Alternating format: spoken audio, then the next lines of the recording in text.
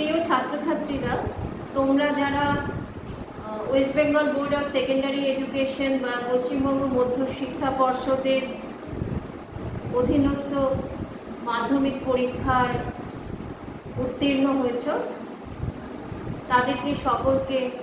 তাদের সকলকে আমার আন্তরিক অভিনন্দন। তোমাদের সেকেন্ড ল্যাঙ্গুয়েজ ইংলিশ যেটা তোমাদের পড়তে হবে, সেখানে আমাদের কিছু প্রোজ লেসেন্স এবং কিছু পোয়েম লেসেন্স রয়েছে। আজকে আমি তোমাদের আমাদের পোয়েম যেটা আছে সিলেবাসে, যে পোয়েমগুলো আছে সেই পোয়েমের প্রথম যেটা আমাদের মাইন্ডস্কেপ, তোমাদের যে টেক্সট বুক, সেই টেক্সট বুকের ফার্স্ট পোয়েম যেটা composed upon Westminster bridge September 3, 1802, এই পোয়েমটি যেটি উইলিয়াম ওয়ার্ডসওয়ার্থের কম্পোজিশন, সেই পোয়েমটির সম্বন্ধে আমি তোমাদের কিছু বলতে চাইছি। আশা করি তোমাদের ভালো লাগবে এবং তোমরা উপকৃত হবে। প্রথম কথা যেটা বলবো, যে সেকেন্ড ল্যাঙ্গুয়েজ ইংলিশ পড়ছি মানে ইংলিশটাকে ভয় পাওয়ার কিছু নেই। পোয়েমের ইনার মিনিং, পোয়েমের লাইন যেগুলো আছে সেই লাইনগুলোর প্রত্যেকটার মানে একদম সাবলীলভাবে সঠিকভাবে যদি বুঝতে পারো, তাহলে এইচএসে বা 11 কিংবা 12-এ তোমাদের কোনোরকম কোনো অসুবিধা হওয়ার কথা না। একটা কথা সবসময় মনে রাখতে হবে, যেহেতু আমাদের একটা এইবার এমসিকিউ প্যাটার্ন থাকে একাদশ দ্বাদশে বা ক্লাস 11-12-এ, যেটা একদমই বইয়ের প্রত্যেকটা লাইন থেকে একদম মাইনিউট ডিটেল যদি জানো, তাহলে সেই এমসিকিউগুলো তুমি কারেক্ট অ্যান্সার করতে পারবে তোমরা। সেই জন্য প্রথম যেটা দরকার সেটা হচ্ছে যে প্রত্যেকটা লাইনের মানে, মিনিং এবং ইনার মিনিং, এগুলো একদম নিখুঁতভাবে বুঝে নেওয়া। তো সেই কারণে আজকে আমি composed upon Westminster bridge September 3, 1802, এই পোয়েমটির লাইনগুলির অর্থ বা meaning, English to Bengali meaning তোমাদের কাছে এক্সপ্লেইন করছি। তো এক্সপ্লেনেশনে যাওয়ার আগে আমি প্রথম যেটা বলবো, যেটা বলাটা অবশ্যই উচিত, যে এটা একটা সনেট। তো আমি যখন বললাম যে এটা একটা সনেট, তখন নিশ্চয়ই প্রথমে মনে যে কোয়েশ্চেনটা অ্যারাইজ করবে বা যেটা মনে হবে যে সনেট কি বা কেন এটা সনেট। তো খুব সাধারণভাবে বলতে গেলে সনেট বলতে আমরা প্রথম যেটা বুঝি সেটা হচ্ছে যে 14 লাইনের একটি কবিতা, যাতে নির্দিষ্ট একটা মাত্রা অনুসরণ করা হয়।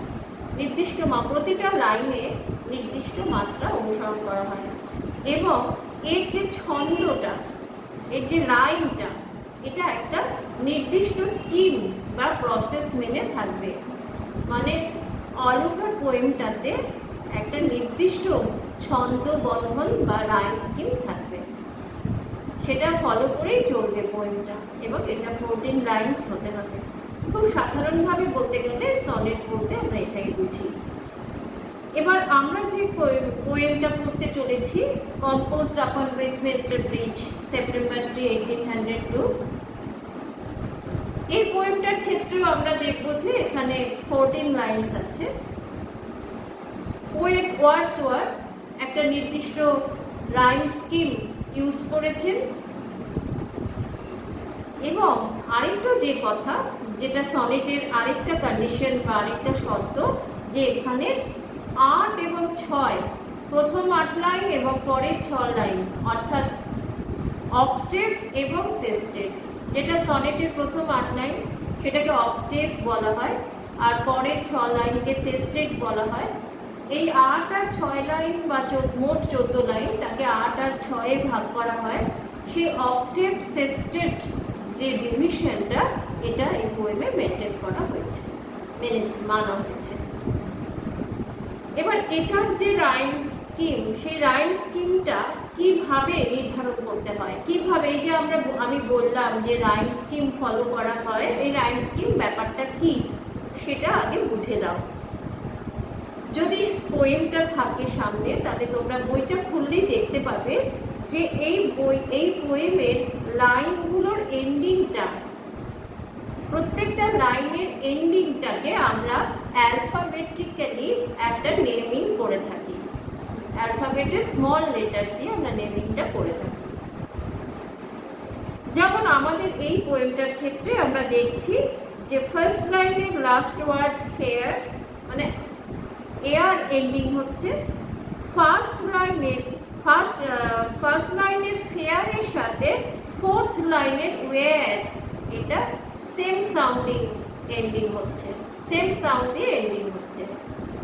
এটার বেসিসে আমরা যদি ফেয়ার এই সাউন্ডটাকে, এই সাউন্ড এন্ডিংটাকে আমরা এই নাম দিই, তাহলে আমরা দেখছি যে এ আবার গিয়ে ফোর্থ লাইনে রিপিটেড হচ্ছে, পুনরাবৃত্ত হচ্ছে। সেকেন্ড আর থার্ড লাইনে আমরা দেখছি বাই আর ম্যাজেস্ট্রি, বাই বা ই সাউন্ড আর ম্যাজেস্ট্রিও ই সাউন্ড দিয়ে এন্ড হচ্ছে। তাহলে এই দুটোতে সাউন্ডের মিল রয়েছে, এন্ডিং সাউন্ডের। তাহলে এই দুটোকে আমরা বি এই নেমিং করতে পারি, অ্যালফাবেটিক্যালি আমরা বি বলতে পারি। এবার যদি আমি এই যে মিলগুলোকে, অন্ত মিল বা এন্ডিং সাউন্ডগুলোকে আমি যদি এইভাবে নাম দিয়ে, মানে অ্যালফাবেটিক্যালি নাম দিই, তাহলে এখন যেটা দাঁড়ালো সেটা হচ্ছে এ বি বি এ। যেহেতু এর পরে আবার ফোর্থ লাইনে এ মিলছে ফেয়ারের সাথে ওয়্যার আর বাইয়ের সাথে ম্যাজেস্টি, এইভাবে যদি আমরা দেখি তাহলে দেখছি এ আবার ফোর্থ লাইনে গিয়ে এ পাচ্ছি, আর বাই আর ম্যাজেস্টি মানে সেকেন্ড আর থার্ড লাইনে গিয়ে বি রিপিটেড হচ্ছে। তাহলে প্রথম 4 লাইনের রাইম স্কিম যদি এই পোয়েমটার ক্ষেত্রে কেউ তোমাদেরকে প্রশ্ন করে যে ফার্স্ট 4 লাইনসের রাইম স্কিম কি, তাহলে আমরা বলবো যে এ বি বি এ। এবার পরের নেক্সট 4 লাইনসে যাও, সেখানেও দেখো বেয়ার আবার লাস্ট ফোর্থে গিয়ে এয়ার হয়েছে। তাহলে আবার ওই এ সাউন্ডটা, মানে এ যে নামটা দিয়েছিলাম, যে সাউন্ড এন্ডিং এর নামটা দিয়েছিলাম বা ধ্বনির অন্তমিলের নামটা দিয়েছিলাম এ, সেটা এখানেও আবার পাচ্ছি। তাহলে ফিফথ লাইনে গিয়েও আমি যেটা পাচ্ছি বেয়ার, সেটা আবার আমি 8th লাইনে গিয়ে এয়ার পাচ্ছি। তাহলে এখানে আমার আবার এ সাউন্ডটা রিপিটেড হয়েছে, এই সাউন্ডটার নাম যদি আমি এ দিই। আবার দেখো 6th আর 7th লাইনে লাই আর স্কাই, সেম এন্ডিং হচ্ছে, সেম সাউন্ডের এন্ডিং হচ্ছে, উচ্চারণের মানে ধ্বনির মিল, ধ্বনির যে মিল সেটা পাচ্ছি। তাহলে এটাকে আমি আবার সেই আগেও আমি বাই আর ম্যাজেস্টি যে একই ধ্বনি, সেই একই ধ্বনির রিপিটেশন দেখছি, তাহলে এটাকে আমি আবার বি বলবো। তাহলে এখানেও আমি দেখছি এ বি বি এ, এইভাবে মিলটা হচ্ছে, ছন্দ মিল যেটা বা রাইম স্কিম যেটাকে আমরা বলবো, সেটা এইভাবে হচ্ছে। তাহলে এবার টোটালটা মানে প্রথম 8 লাইনের যদি রাইম স্কিম কেউ তোমাদেরকে জিজ্ঞাসা করে, তাহলে তোমরা কি পাচ্ছ যে A B B A, A B B A. এবার এটা লেখার সময় স্মল এ স্মল বি এইভাবে লিখতে হবে, এ বি বি এ লিখে স্পেস আবার এ বি বি এ, এই ফার্স্ট 8 লাইনস হয়ে গেল A B B A, A B B. এবার চলো পরের 6 লাইনে। পরের 6 লাইনে গিয়ে আমি দেখছি যে ফার্স্ট লাইনটা never did sun more beautifully steep, এই স্টিপটাকে আমি এ আর বি ইউজ করে ফেলেছি অ্যালফাবেটের। তাহলে আমি এটা যদি নেমিং করি, নাম দিই সি, তাহলে স্টিপ এই সাউন্ড এন্ডিংটাকে আমি সি বললে আমি আবার ডিপে গিয়ে মিলটা পাচ্ছি। স্টিপ আর deep same ending, same sound ending হচ্ছে। তাহলে এখানে আমি স্টিপ আর ডিপকে সি নাম দিচ্ছি, আর হিলসের সাথে আমি উইল মিল পাচ্ছি। তাহলে এটাকে আমি একটা নতুন নাম দেব ডি। তাহলে হিল আর উইলের এটার নাম দিচ্ছি ডি, ডি সাউন্ড। তাহলে আমার হলো C D C D, steep আর ডিপ, হিল আর উইল, আবার স্লিপ, আবার স্টিল। তাহলে এই যে 6 লাইন, লাস্টের যে 6 লাইন, যেটাকে আমরা সেস্টেড বলি সনেটের ল্যাঙ্গুয়েজ, সনেটের ভাষায় বা সনেটের ক্ষেত্রে, সেখানে আমি শেষের 6 লাইনের রাইম স্কিমটা কি পাচ্ছি? CD CD CD, CD CD CD. তাহলে আমার টোটাল পোয়েমটার যদি আমাকে কেউ বলে যে ওয়ার্ডসওয়ার্থের কম্পোজড আপন ওয়েস্টমিনস্টার ব্রিজ, এই পোয়েম, এই সনেটটার রাইম স্কিমটা কি বলো তো? তখন আমি কি বলবো? A B B A, A B B A, তারপরে সিডি সিডি সিডি। এইভাবে 8 আর 6 টোটাল 14 লাইনের রাইম স্কিমটা আমি লিখে দেখাবো small লেটারে, A B B A, A B B A space CD CD CD, এইভাবে আমাকে লিখে দেখাতে হবে। আচ্ছা, তাহলে সনেট এটা 14 লাইনের। এর প্রথম 8 লাইনকে আমরা অক্টেভ বলবো, পরের 6 লাইনকে আমরা সেস্টেড বলবো। এর rhyme scheme A B B A, A B B A এবং সিডি সিডি সিডি, এইভাবে এটা আছে। এবার আমরা চলে যাব যে এটার নামটার ব্যাপারে। আমরা অবশ্যই যখন বইটা খুলবো দেখতে পাবো যে বিশাল লম্বা একটা নাম রয়েছে পোয়েমটা, composed upon Westminster bridge September 3, 1802। এই লম্বা একটা নাম রয়েছে। তাহলে নিশ্চয়ই এই নামটার পেছনে একটা হিস্ট্রি আছে, একটা বিষয় বা ম্যাটার আছে যে কেন এই নামটা। এই নামটা এই কারণে যে 1802-এর সেপ্টেম্বরের 3 তারিখে কবি ওয়ার্ডসওয়ার্থ, উইলিয়াম ওয়ার্ডসওয়ার্থ, তার সিস্টার ডরোথিকে সঙ্গে নিয়ে ওয়েস্টমিনস্টার ব্রিজের ওপর দিয়ে এক খুবই আর্লি মর্নিংয়ে, একদম ভোরবেলা ডোভারের দিকে যাচ্ছিলেন। ডোভার থেকে তারা সি ক্রস করে ফ্রান্সে যাবেন। সেই কারণে সেই জার্নিটার সময় যখন তিনি ওয়েস্টমিনস্টার ব্রিজটা ক্রস করছিলেন, সেই ক্রস করার সময় তিনি আর্লি মর্নিং, তখন জাস্ট সানরাইজ হয়েছে, সেই সময়কার যে বিউটি অফ দ্য সিটি, অল্প অল্প করে সান রেজ ছড়িয়ে পড়েছে শহরের ওপরে, আর শহরটা তখনও মোস্টলি অ্যাসলিপ, প্রায় ঘুমন্ত শহর। এখনো শহরের ডেইলি অ্যাক্টিভিটিস সেটা শুরু হয়নি। সেই যে একটা শান্ত সৌন্দর্য, একটা peaceful beauty of the city, সেটা এত টাচি, এত অ্যাট্রাকটিভ এবং এত পিসফুল এবং ট্র্যাঙ্কুইল মনে হয়েছিল পোয়েটের, যে তিনি বাধ্য হয়েছিলেন, he was compelled to stop on his way and he enjoyed the beauty of the city standing upon the bridge. সেই ওয়েস্টমিনস্টার ব্রিজ, যার তলা দিয়ে টেমস নদী বয়ে গেছে, সেই ব্রিজের ওপর তিনি দাঁড়িয়ে পড়েছিলেন এই শহরের, ঘুমন্ত শহরের সকালবেলার বা প্রভাতকালীন অপরূপ সৌন্দর্যটিকে উপভোগ করার জন্য। তারিখটা ছিল 1802-এর সেপ্টেম্বর মাসের 3 তারিখ। তো যেহেতু সেই দিনকার অভিজ্ঞতার উপরে ভিত্তি করে এই পোয়েমটি রচিত হয়েছে, তাই জন্য এই পোয়েমটির নাম দেওয়া হয়েছে composed upon Westminster bridge September 3, 1802। এই ওয়েস্টমিনস্টার ব্রিজ টেমস নদীর ওপরে। এখান থেকে সেন্ট পলস ক্যাথিড্রাল দেখা যাচ্ছে, আর এর একটু পরেই রয়েছে ওয়েস্টমিনস্টার অ্যাবে, বিখ্যাত অ্যাবে ওয়েস্টমিনস্টার অ্যাবে। অ্যাবে মানে হচ্ছে মঠ, যেখানে খ্রিস্টান মঙ্করা থাকেন। তো সেই অ্যাবেটা এখানে রয়েছে কাছেই, তার সেই নাম অনুযায়ী ওয়েস্টমিনস্টার ব্রিজ নাম হয়েছে। এবং এখান থেকে শুধু যে সেন্ট পলস ক্যাথিড্রাল চার্চের ডমস মানে গম্বুজটা দেখা যাচ্ছে তাই নয়, আরও অনেক কিছু দেখা যাচ্ছে। ভিজুয়ালিটি এত ক্লিয়ার যে অনেক কিছু অনেক দূর পর্যন্ত ভিউজ দেখা যাচ্ছে।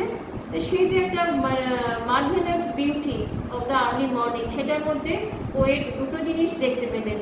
একটা হচ্ছে এর ম্যাজেস্টিক বিউটি, আর একটা হচ্ছে ডিভাইন বিউটি। ভোরবেলা একদম আর্লি মর্নিংয়ে সব কিছুকে খুব সেক্রেট, সব হোলি মনে হয়, পবিত্র মনে হয়। সব কিছু তো সুন্দর লাগেই, কারণ ভোরবেলা বা আর্লি মর্নিংয়ের এনভায়রনমেন্টটা এমনিতেই আমাদের মনকে পিসফুল করে দেয়, এবং তার যে একটা স্মোকলেসনেস, তার যে পলিউশন ফ্রি অ্যাটমসফিয়ার, এইসব কারণে সব কিছুকে একই সঙ্গে সুন্দর এবং পবিত্র, খুব beautiful and holy, majestic and holy এটা লাগে। এই ডাবল ফিলিংসটা পোয়েট এখানে প্রেজেন্ট করেছেন, আর এই সমস্ত এক্সপিরিয়েন্স তিনি এই পোয়েমটার মধ্য দিয়ে এক্সপ্রেস করেছেন। এবার আমি মেন পোয়েমটা চলে যাচ্ছি। পোয়েমের লাইনগুলো এক্সপ্লেন করছি। আর্থ has not anything to show more fair. পৃথিবীর বোধহয় এর থেকে সুন্দর আর কিছু নেই যা সে দেখাতে পারে। পৃথিবীতে বোধহয় এর থেকে সুন্দর আর কিছু নেই দেখবার মতো। Dull would he be of soul who could pass by a sight so touching in its majesty. Dull would he be of soul. সে হয়তোবা মনের দিক থেকে, আত্মার দিক থেকে নিষ্ক্রিয়, যে কিনা পারে এই রকম মনোগ্রাহী রাজকীয় একটি সৌন্দর্যকে উপেক্ষা করে চলে যেতে। অর্থাৎ এই ম্যাজেস্টিক বিউটি যেটা কিনা সো টাচিং, এত মর্মস্পর্শী, সেটাকে উপেক্ষা করে, সেটার দিকে দৃষ্টিপাত না করে যদি কেউ হেঁটে চলে যায় নিজের কাজে, তাহলে বলতে হবে যে তার মন প্রতিক্রিয়াহীন, তার মন ডাল, তার আত্মা নিষ্ক্রিয়, সে রিয়্যাক্ট করতে জানে না। দিস সিটি, এখানে সিটিকে পার্সনিফাই করা হয়েছে। এবার বলতে পারো যে পার্সনিফাই করা হয়েছে মানেটা কি? অর্থাৎ এখানে সিটিকে একজন স্লিপিং লেডি হিসেবে ইমাজিন করা হয়েছে। যদি কোনো প্রাণহীন বস্তুকে হিউম্যান কোয়ালিটিস ইম্পোজ করা হয় বা আরোপ করা হয়, মানবিক বৈশিষ্ট্যগুলি কোনো জড় পদার্থের ওপর আরোপ করা হয়, তাহলে সেই বিষয়টিকে ইংলিশে বলা হয় পার্সনিফিকেশন, বাংলাতে বলা হয় ব্যক্তিত্ব আরোপ। তাই এখানে সিটিটাকে একটা ঘুমন্ত নারীর সাথে, স্লিপিং লেডির সাথে তুলনা করা হয়েছে, বা তাকে একটা ঘুমন্ত নারী বা স্লিপিং লেডি হিসেবে ইমাজিন করা হয়েছে। তো সেই কারণে আমরা একে বলছি যে সিটিটাকে এখানে পার্সনিফাই করা হয়েছে। কোন সিটিতে? অবশ্যই লন্ডন সিটিকে। তাই পোয়েট কি বলছেন? This city now dark like a garment wear. এই শহরটা এখন একটা পোশাকের মতন ওয়্যার করে আছে, পরিধান করে আছে। কি পরিধান করে আছে? কি পরে আছে? The beauty of the morning, সকালের সৌন্দর্যটিকে। সকালের সৌন্দর্য যেন একটা আচ্ছাদনের মতো, যা কিনা এই সিটিকে ঢেকে রেখেছে, কভার করে রেখেছে। সিটি যেন এটা ওয়্যার করে আছে। এবার এই লাইনে তোমরা দেখতে পাচ্ছ ডাথ, DOTH একটা ওয়ার্ড আছে, এটা DOES, এস এর ব্যবহারটা অনেক পরে এসেছে ইংলিশে। আগে যখন ভার্বের সঙ্গে এস যেখানে আমরা অ্যাড করি, আগে সেই জায়গাতে TH অ্যাড করা হতো। যেখানে থার্ড পারসন সিঙ্গুলার নাম্বারে আমরা ভার্বে এস অ্যাড করি, সেখানে আগে TH বলা হতো। তো সেই কারণে the city now does wear, মানে সিটি এখন ওয়্যার করে আছে, does wear. The city wears, একবারে এস অ্যাড না করে ডাজ ওয়্যার যদি বলতাম, ওখানে ওয়্যার না ওয়্যার্স না বলে এখানে যদি ডাজ দিয়ে বলতাম, তাহলে যেটা হতো এটা সেটাই, অর্থাৎ ডাজ ওয়্যার। কি ওয়্যার করে আছে? গার্মেন্টের মতো, পোশাকের মতন করে সকালের সৌন্দর্যটাকে, অর্থাৎ সকালের সৌন্দর্যটা যেন একটা পোশাক, শহর সেটাকে গায়ে জড়িয়ে রেখেছে। নগর, সিটি শহর বললেও কম বলা হবে, লন্ডন নগরী, নগর, সে নগরী সেই সৌন্দর্যটাকে পোশাকের মতো গায়ে জড়িয়ে রেখেছে। অথচ সে কেমন? সাইলেন্ট বেয়ার, সে এখন স্তব্ধ এবং বেয়ার, অনাবৃত। তাহলে এখানে একটু কনফ্লিক্ট হতে পারে যে এইমাত্র বলা হলো যে সিটি মর্নিং বিউটিটাকে গার্মেন্টের মতো পরে আছে, আবার বলা হচ্ছে বেয়ার মানে আনকভার্ড, অনাবৃত। এটা কীরকম কথা? মানে এটা দুটো কনফ্লিক্টিং মিনিং হয়ে গেল, কন্ট্রাডিক্টরি এক্সপ্লেনেশন হয়ে গেল। তা নয়, এই সিটিটাকে যদি আমরা একটা মর্নিংয়ের একটা বিউটি হিসেবে কল্পনা করি, একটা লেডি সে ঘুমিয়ে রয়েছে, সে তো অবশ্যই একটা কিছু কভার করে আছে, কিছু একটা পরে আছে, কিন্তু শি ইজ সো আনকনশিয়াস। সে ঘুমের কারণে, তার স্লিপিনেসের কারণে এত আনকনশিয়াস যে যেন কোথাও কোথাও সে তার আবরণটাকে সরিয়ে ফেলেছে ঘুমের অসচেতনতায়। সেই জন্য সে যেন নিজেকে সামলে নেওয়ার সময় পায়নি, তার আগেই কবি যেন তাকে দেখে ফেলেছেন। এইরকম একটা ইমাজিনেশন এখানে কাজ করছে, যে ঘুমন্ত শহরকে কবি যেন তার অজান্তেই দেখে ফেলেছেন। তাই শহরটা যদিও একটা আবরণ গায়ে জড়িয়ে আছে, কোথাও কোথাও যেন সে অনাবৃত। Sheets, towers, domes, theatres and temples lie open unto the fields. তো সকালবেলা একদম আর্লি মর্নিং এ ভিজুয়ালিটি এত ক্লিয়ার, দৃশ্যমানতা এত পরিষ্কার যে অনেক দূর পর্যন্ত অনেক কিছু পোয়েট দেখতে পাচ্ছেন সেই ওয়েস্টমিনস্টার ব্রিজের হাইট থেকে, ব্রিজের উপর থেকে। কি দেখতে পাচ্ছেন? ওখানে দূরে ডোভারে সিটা দেখা যাচ্ছে, সেখানে জাহাজের যে মাস্তুলগুলো সেগুলো দেখতে পাচ্ছেন, টাওয়ার্স, উঁচু স্তম্ভগুলো দেখতে পাচ্ছেন, ডমস দেখতে পাচ্ছেন, বাড়িগুলোর বা সেন্ট পলস ক্যাথিড্রাল চার্চের ডমসগুলো মানে গম্বুজগুলো দেখতে পাচ্ছেন, থিয়েটার হলস যেগুলো একটু হাইট হয়, উঁচু হয়, সেগুলো দেখতে পাচ্ছেন, টেম্পলস দেখতে পাচ্ছেন, মন্দিরগুলো দেখতে পাচ্ছেন, অর্থাৎ আরও ছোট ছোট অনেক চার্চেস রয়েছে সেগুলোর চূড়াগুলো দেখতে পাচ্ছেন। এগুলো সব যেন লাই করে রয়েছে, সব যেন পরপর থরে থরে সজ্জিত রয়েছে, ওপেন আনটু দ্য ফিল্ডস।